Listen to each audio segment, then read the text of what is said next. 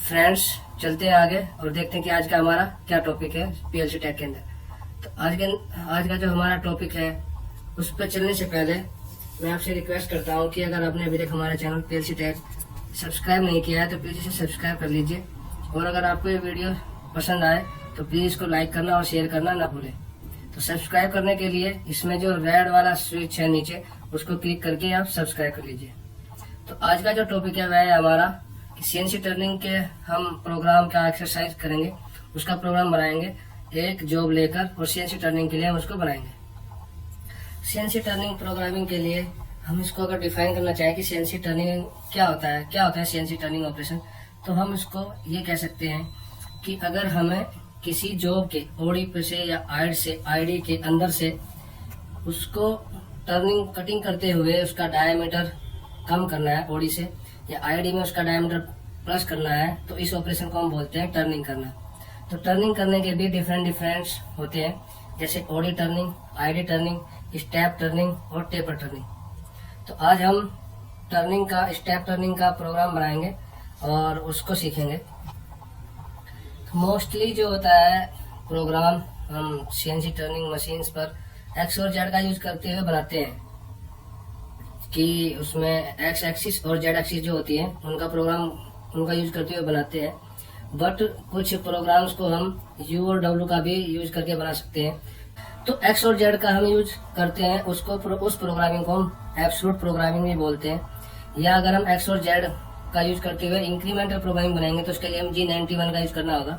But अगर हम you और डब्ल्यू का यूज करते हुए प्रोग्राम बनाते हैं तो उसमें हमें G91 का यूज करने की जरूरत नहीं होती है, उसमें वह इंक्रीमेंटल ही प्रोग्रामिंग होती है। तो फ्रेंड्स देख लीजिए, ये है हमारा आज का जॉब जिसका हमें प्रोग्राम बनाना है, स्टेप टर्निंग करनी है। इसमें जो ये दिखाया हुआ है कि सबसे छोटा जो डाया है वह 10 है, उससे बड़ा जो डाया है वह 18 है और उसके बाद जो डायमीटर है वह 28 है। इसकी जो टोटल लेंथ है वह हमारी 31 है और जो हमारे स्टेप है उनमें 5 mm, 6 mm और 20 mm है। तो इसमें हमें टर्निंग करनी है 5 mm की में, 6 mm में और 20 mm में। टोटल हमें 31 mm में टर्निंग करनी है और उसमें जो डायमीटर रहेंगे हमारे 10 mm, 18 mm और 28 mm रहेंगे। तो ये हमारा फिनिश का जो मैंने जॉब दिखाया हुआ है कि हमारा टर्निंग के बाद फिनिश जो साइज आएगा। तो इसी के अकॉर्डिंग हम प्रोग्राम बनाएंगे और उसको देखेंगे कि हमारा प्रोग्राम कैसे बनता है। तो जैसे कि मैंने बताया था कि हमारी जो नेक्स्ट वाली वीडियो है उसमें यू और डब्ल्यू का यूज करके हमने इंक्रीमेंटल प्रोग्रामिंग की हुई है, तो वह भी आप चेक कर सकते हैं। तो ये मैंने अपनी जो जॉब थी उसको थोड़ा बड़ा करके दिखाया है जिससे आसानी से समझ में आ जाए। तो यहाँ देख सकते हैं हम, ये हमारा जो डायमीटर है सबसे छोटे वाला ये 10 mm है और ये इससे बड़ा जो है ये 18 mm है, ये वाला स्टेप, और इसकी जो लेंथ है 6 mm है। उसके बाद जो ये सबसे बड़ा जो डायमीटर है वह 28 mm है और इसकी जो लेंथ है 20 mm है। मीन्स हमारा टोटल जो जॉब की लेंथ है वह 31 mm है। तो ये मैंने दिखाया है कि हमारा जो टूल है वह टर्निंग करते हुए कैसे मूव करेगा, उसका मूवमेंट यहाँ पे दिखाया हुआ है कि जब हमारा टूल टर्निंग करेगा तो वह किधर से और कैसे चलेगा। तो इसके लिए दिखाया हुआ है, आप देख लीजिए, इसकी टर्निंग करते हुए ऐसे हमारा टूल निकल जाएगा। तो ये हमारा टूल का पाथ रहेगा टर्निंग करने के टाइम पर, जिसमें वह यहाँ से टर्निंग करता हुआ ऐसे और ऊपर और लास्ट में 0 जेड में -31 तक जाएगा और यहाँ से 1 mm तो हम जो हम देना चाहेंगे उतना ऊपर उठेगा और रेफरेंस पोजीशन पर चला जाएगा। तो इसको हम देख लेते हैं एक बार और कि हमारा टूल का पाथ कैसे रहेगा। तो ये सबसे पहले जो टूल रहेगा रैपिड में आएगा सॉरी इस लेंथ तक, और उसके बाद ये आगे जो जॉब के पास आएगा और जॉब के पास से जब 0 के बाद ये जो टर्न लेगा ऊपर की फेसिंग करता हुआ बॉडी में प्लस में जाएगा। इसके बाद ये जेड में पहला जो स्टेप है 10 mm वाला, उसमें 5 mm माइनस जाएगा जेड में, और उसके बाद फिर ये बनाएगा एक्स में 18 mm का डायमीटर। 18 mm के डायमीटर को बनाने के बाद फिर जेड में 6 mm जाना है इसको, तो ये और 6 mm एक्स्ट्रा और जाएगा। उसके बाद ये फिर एक्स में 28 mm वाला डाया बनाएगा और उसके बनाने के बाद फिर जेड में माइनस में जाएगा 20 mm और लास्ट में हमें जो इसको फीड में जितना 1 mm या 0.5 mm उठाते हैं उसको उठाने के बाद फिर ये रैपिड में निकल जाएगा अपने जहाँ से रेफरेंस टूल पोजीशन से आया था। तो ये हमारा टूल पाथ रहेगा जो टर्निंग करते हुए जिस टाइम पे होगा। तो ये यहाँ देख लेते हैं कि हमारा जो जॉब था उसके जो मैक्सिमम डाया है वह 28 mm है और उसकी जो टोटल लेंथ है वह 31 mm है। तो इसी जॉब पर हमें प्रोग्राम बनाना है। तो जो हमारी प्रोग्राम के लिए जो जॉब रहेगी वह हमारी ये जॉब रहेगी, जैसे कि हमने अभी दिखाया था। और उसके लिए जो प्रोग्राम का सीक्वेंस रहेगा ये हम दिखा लेते हैं कि सबसे पहले हम प्रोग्राम नंबर लेंगे जो लिखा हुआ है ओ के साथ में 111 मीन्स 4 डिजिट का हमारा प्रोग्राम नंबर होता है। इसमें सबसे पहले ओ होता है और उसके बाद हमारा होता है जो डिजिट्स रहती हैं इसको हम 4 डिजिट तक मीन्स 9999 तक हम प्रोग्राम नंबर लिख सकते हैं। तो ये साइड में मैंने टर्निंग इसलिए लिखा है कि ताकि आइडेंटिफिकेशन के लिए रहे। और अगर हम इसको ब्लॉक में बंद कर देते हैं तो मशीन इसको नहीं पढ़ती है। अगर हम इसको ब्लॉक में बंद नहीं करते हैं तो मशीन अलार्म देगी। तो ये हमारा प्रोग्राम नंबर है। इसके बाद हमारा जो सीक्वेंस नंबर है ये एन के साथ में जो लिखा रहता है उसको सीक्वेंस नंबर बोलते हैं। और जो सीक्वेंस नंबर है G28X0Z0 ये हम मशीन के रेफरेंस के लिए देते हैं। मैंने इसके साइड में भी लिखा हुआ है कि हमारा जो कोड है वह कौन से किसके लिए है और इसकी डिटेल मैंने इसी वीडियो में आगे दी हुई है, आप देखते रहिए यह वीडियो। उसके बाद देखिए सीक्वेंस नंबर 2, N2 का मतलब है सीक्वेंस नंबर 2 और T0202 मीन्स टूल नंबर और ऑफसेट नंबर। मतलब टूल नंबर जो हमारा 2 डिजिट में रहता है और ऑफसेट नंबर भी 2 डिजिट्स में रहता है। इसके बाद सीक्वेंस नंबर 3 G50S25M03 ये हमने मैक्सिमम स्पिंडल रोटेशन दिया हुआ है। G50 जो हमारा होता है मैक्सिमम स्पिंडल स्पीड के लिए दिया जाता है और S के साथ में हमारे RPM दिए जाते हैं। M03 स्पिंडल रोटेशन ऑन होता है क्लॉकवाइज। उसके बाद G96 सीक्वेंस नंबर 4 G96 होता है हमारा कांस्टेंट कटिंग स्पीड के लिए और कटिंग स्पीड जो हमने दी है इसमें 350 दी है। कटिंग स्पीड जो रहती है यह है टूल और जॉब का मटेरियल है, टूल का मटेरियल है, उसके अकॉर्डिंग हमें कैटलॉग से मिल जाती है। स्टैंडर्ड होता है मटेरियल के अकॉर्डिंग, तो इसको हम चूज कर सकते हैं कैटलॉग से या एक्सपीरियंस पेज पर हम इसको डाल सकते हैं। उसके बाद 5th सीक्वेंस नंबर में G0X100Z10 ये हमने दी है मशीन को पोजीशन जिसको हम बोल सकते हैं सेफ पोजीशन। सेफ मीन्स कि अगर इस पोजीशन पर हमारी मशीन आती है तो वह सेफ रहेगी और रैपिड में मोशन करके आएगी। G0 का मतलब है रैपिड में मोशन करना, इसको हम रैपिड मोशन मशीन का रैपिड मोशन भी बोलते हैं। इसके बाद सीक्वेंस नंबर 6 ये मतलब अगर हम इसकी पोजीशन देखेंगे एंड सीक्वेंस नंबर 5 की X100 में ये प्लस रहेगी और Z में ये 10 रहेगी। मीन्स यहाँ इसको इस पॉइंट को हमने 0 मान के बनाया हुआ है तो इससे 10 प्लस में आगे रुकेगी मशीन। सीक्वेंस नंबर 6 में क्या होगा कि G0X0 है तो मशीन X100 से इस सेंटर लाइन पर आ जाएगी X0 में और Z में 5 mm पर। मीन्स ये जो टूल जॉब का फेस है उससे 5 mm प्लस में रहेगी और यहाँ पर भी है रैपिड में आएगी। जैसे कि आप सभी को पता होगा वैसे कि मशीन की रैपिड की स्पीड जो होती है वह फिक्स होती है, जितनी मैन्युफैक्चरर उसमें डाल के देता है वह उसी स्पीड से चलती है। बट जो लीनियर मोशन के साथ में जो फीड दी जाती है वह हम जो उसमें डालते हैं प्रोग्राम में फीड जो देते हैं मशीन उसी फीड से चलती है। तो रैपिड वाली जो फीड रहती है वह हमारी बहुत ज़्यादा रहती है और जो हमारी लीनियर वाली फीड रहती है वो हम एज पर रिक्वायरमेंट डालते हैं। तो फीड G01 जो होता है लीनियर मोशन के लिए होता है, इसके साथ में हमें फीड देना होता है कि हमें कितनी फीड से मशीन को चलाना है। और X0 और Z0 मीन्स कि मशीन का जो फेस है ये सेंटर पॉइंट यहाँ पर मशीन आ जाएगी और इसमें जो फीड रहेगी वह 0.2 रहेगी, 0.2 mm पर रेवोल्यूशन। इस फीड की जो यूनिट रहेगी वो mm पर रेवोल्यूशन रहेगी। फीड mm पर रेवोल्यूशन या फीड पर मिनट में भी दी जाती है। M07 जो होता है वह कूलेंट ऑन का होता है कि जब हमारा टूल कटिंग कर रहा होगा तो कूलेंट ऑन हो जाए। इस सीक्वेंस पर नंबर पर आकर कूलेंट हमारा ऑन हो जाएगा। इसके बाद हम देखेंगे कि यहाँ से टूल को फिर हमने X में 10 पर लेकर गए हैं, क्योंकि हमारा डाया 10 है तो यहाँ से सेंटर से हम X में 10 mm पर लेकर गए और फीड हमारी 0.2 है और ये लीनियर मोशन में जाएगा। इसके बाद Z में यहाँ से, क्योंकि अभी टूल हमारा Z0 पे खड़ा हुआ है तो यहाँ से जाएगा इधर माइनस में, क्योंकि मशीन का जो टूल है उसका मूवमेंट अगर हमारा लेफ्ट साइड में जा रहा है तो माइनस में लेगा और अगर वह प्लस में जा रहा है राइट साइड में जा रहा है तो वह प्लस में लेगा। तो हमने इस प्रोग्राम को क्योंकि यहाँ फेस पर 0 मानकर प्रोग्राम को बनाया हुआ है तो इसमें हमारी सभी डायमेंशन जेड में माइनस में जाएगी। तो यहाँ पर भी आप देख सकते हैं कि G01 लीनियर मोशन के साथ में हमने जेड में -5 mm दिया हुआ है। और फीड क्योंकि हमने यहाँ पर फीड नहीं दी है, फीड अगर यहाँ पर हम नहीं देते हैं तो मशीन क्या करती है कि इससे जो लास्ट फीड नियरेस्ट फीड जो चली हुई है उसी फीड को उठाएगी और उसी फीड से मशीन चलने लगेगी। तो यहाँ पर भी मशीन F.2 की फीड से चलेगी और जेड में -5 mm तक जाएगी। उसके बाद सीक्वेंस नंबर 10 में हम देखेंगे कि G01 X18 के डाया पर मशीन जाएगी और यहाँ पर जो जेड की वैल्यू रहेगी वह पहले वाली सेम रहेगी, क्योंकि यहाँ इस पॉइंट पर और इस पॉइंट पर जेड 5 mm रहेगी। तो इसलिए हम अगर इसको जेड -5 देते हैं तो भी मशीन उतनी चलेगी और नहीं देते हैं तो भी मशीन वहीं पर रहेगी। के बाद सीक्वेंस नंबर 11 में हम देखेंगे कि अब यहाँ पर अभी इस पॉइंट पर मशीन खड़ी हुई है तो इस पॉइंट से अभी हमें 6 mm माइनस जाना है। तो G01 जेड में -11, 5 ये चल चुकी थी और 6 रहा तो टोटल हो गया 11। तो 11 mm पर मशीन अब चली जाएगी और फीड रहेगी हमारी 0.2। इस फीड को हम चाहें तो कम और ज्यादा भी डाल सकते हैं एज पर रिक्वायरमेंट। तो यहाँ पर मैंने क्योंकि 0.2 इसलिए डाला हुआ है कि पीछे भी 0.2 की फीड से चल रहा था तो सेम लाइन रहेगी, इसलिए 0.2 की फीड चला रखी।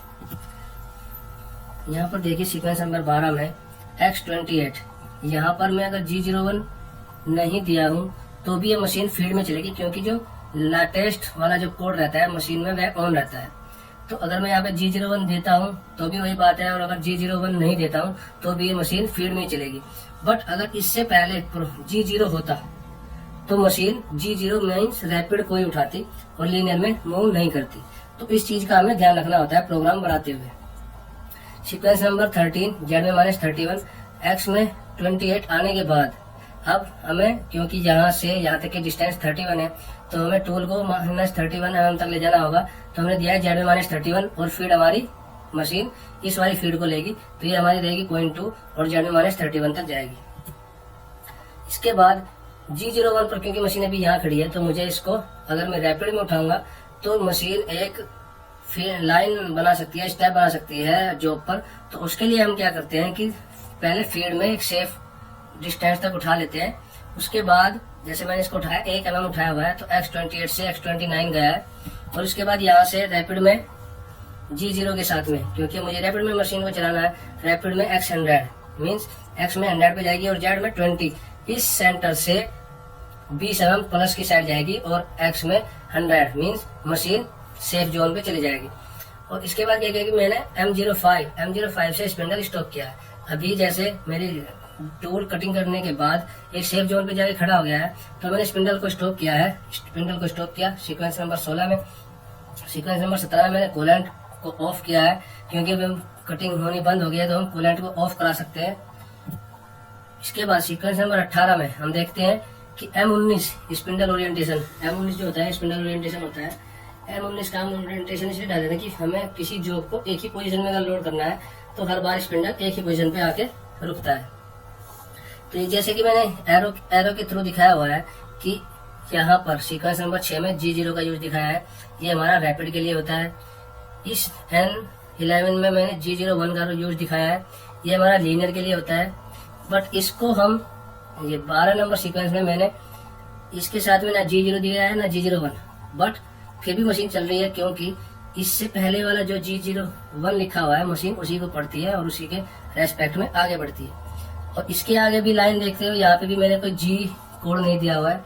तो मशीन क्या है कि इससे पहले वाला जो G01 ऑन है कोड उसी को पढ़ेगी। उसके बाद फिर मैंने G01 दिया है यहाँ पर, तो जैसे कि पहले भी G01 था ये भी G01 है तो मशीन अभी भी G01 ही पड़ेगी। और इनके साथ में आप एक चीज और देख सकते हैं कि इसमें फीड 0.2 है, यहाँ पर मैंने फीड नहीं दी है तो मशीन फीड ये लास्ट वाली पड़ेगी, यहाँ पर भी वही वाली पड़ेगी और यहाँ पर भी वही वाली पड़ेगी। अगर मैं यहाँ पर चेंज करता हूँ F.2 की जगह 0.4 लिख दूंगा तो उसके बाद मशीन 0.4 की फीड को पढ़ना शुरू कर देगी। इसके बाद सीक्वेंस नंबर 19 G0, ये मैंने दिखाया रैपिड में मशीन जाएगी। G28 हमारा होता है रेफरेंस रिटर्न पोजीशन के लिए कोड होता है, रेफरेंस रिटर्न ऑन बोलते हैं इसको। और X में 0 और Z में 0 मीन्स मशीन एक रेफरेंस पोजीशन पर जाकर खड़ी हो जाएगी। उसके बाद M30 जो होता है हमारा program end reset, program end reset बोलते हैं। मशीन के G कोड और M कोड, दो तरह के कोड होते हैं मेनली जिनके रेस्पेक्ट में मशीन चलती है। इसके बाद ये हमारा जो है फाई का निशान, ये जो निशान है, इस निशान को अगर हम प्रोग्राम लिखते हैं तो ये वाला निशान अपने आप ही प्रोग्राम के लास्ट में आता रहता है। इसके बाद क्या होता है कि इसके बाद अगर हम प्रोग्राम कुछ लिखते हैं उसको मशीन नहीं पढ़ेगी, केवल M30 पर आएगी और वह रिसेट होकर यहाँ सबसे सीक्वेंस नंबर 1 पर चली जाएगी। इसको हम बोलते हैं परसेंटेज का निशान। तो आगे देख लेते हैं कि हमारे जो कोड यूज हुए हैं मशीन में, वो कौन कौन से कोड यूज हुए हैं। क्योंकि किसी भी मशीन में जी कोड और एम कोड के थ्रू ही प्रोग्राम बनाया जाता है। तो जी कोड को हम बोलते हैं प्रिपरेटरी कोड और एम कोड को हम बोलते हैं मिसलेनियस कोड। तो मिसलेनियस कोड क्या होता है कि ये मशीन मैन्युफैक्चरर अपने अकॉर्डिंग मशीन में डालता है। कुछ एम कोड भी हैं जो यूनिवर्सल ट्रू है, बट मोस्टली क्या होता है कि एम कोड मैन्युफैक्चरर ही अपने अकॉर्डिंग डालता है। बट जो जी कोड होते हैं उनको हम प्रिपरेटरी कोड और यूनिवर्सल कोड भी बोलते हैं, क्योंकि मोस्टली जी कोड सभी कंट्रोल्स में, जैसे फानो का कंट्रोल है, या फिर आप बोल सकते हैं कि सीमेंस कंट्रोल है, या फिर हास का कंट्रोल है, या फिर आप बर्दर का कंट्रोल बोल सकते हैं। तो जिसमें भी आप देखोगे उनमें मोस्टली जी कोड कॉमन ही रहते हैं। तो इसीलिए इनको यूनिवर्सल कोड या प्रिपरेटरी कोड भी बोलते हैं। इन्हीं जो कोड के रेस्पेक्ट में टूल का मोशन होता है, और जो हेल्पिंग जो मूवमेंट रहता है वो सब हम एम कोड से करते हैं। तो हमने जो प्रोग्राम में यूज किया हुआ है जी कोड, प्रिपरेटरी कोड और एम कोड, मिसलेनियस कोड, और उसमें जो प्रोग्राम में हमने जो भी कोड यूज किया है या सीक्वेंस नंबर है जो भी है उसकी हम डिटेल यहाँ पे दिखाया हुआ है। आप इन चीज को भी प्रीफर कर सकते हैं अपना प्रोग्राम बनाने के लिए। तो ये जो फर्स्ट वाला हमने जो दिया है प्रोग्राम नंबर है, जैसे मैंने बताया था कि 4 डिजिट का होता है प्रोग्राम नंबर, इसको हम ओ के साथ में 4 डिजिट दे सकते हैं। तो आप कोई भी 4 डिजिट देकर प्रोग्राम नंबर डाल सकते हैं। दूसरा जो एन से लिखा हुआ होता है उसको सीक्वेंस नंबर बोलते हैं। ये केवल हमारा सीक्वेंस हेल्पिंग के लिए होता है। इसके बाद टूल नंबर और offset number T0202, turning machine में टूल नंबर और ऑफसेट नंबर एक साथ दिया रहता है। तो पहले जो 2 रहते हैं वो टूल नंबर होता है, और बाद के जो 2 रहते हैं वह ऑफसेट नंबर होता है। G50 हमारा प्रिपरेटरी कोड है। इसका मतलब होता है मैक्सिमम स्पिंडल स्पीड। इसके साथ में हम जितनी स्पिंडल डालेंगे मशीन उससे ज्यादा आरपीएम नहीं लेगी। तो S2500 जैसे कि हमने प्रोग्राम में डाला है तो मशीन S2500 से ज्यादा आरपीएम नहीं लेगी। M03 जो होता है स्पिंडल रोटेशन ऑन होता है क्लॉकवाइज, और G96 जो होता है वह कांस्टेंट कटिंग स्पीड होता है जी। और S350 मीन्स G96 के साथ में हम जितनी भी वैल्यू देंगे वो मशीन उससे ज्यादा कटिंग स्पीड नहीं लेगी। G0 हमारा रैपिड इंटरपोलेशन होता है, और X के साथ में हमने दिखाया था कि X के साथ में जो भी वैल्यू दी रहेगी वह मशीन की X की पोजीशन रहेगी, और जो Z के साथ में रहेगी वह मशीन की Z की पोजीशन रहेगी कि जो पर मशीन को कहाँ जाना है।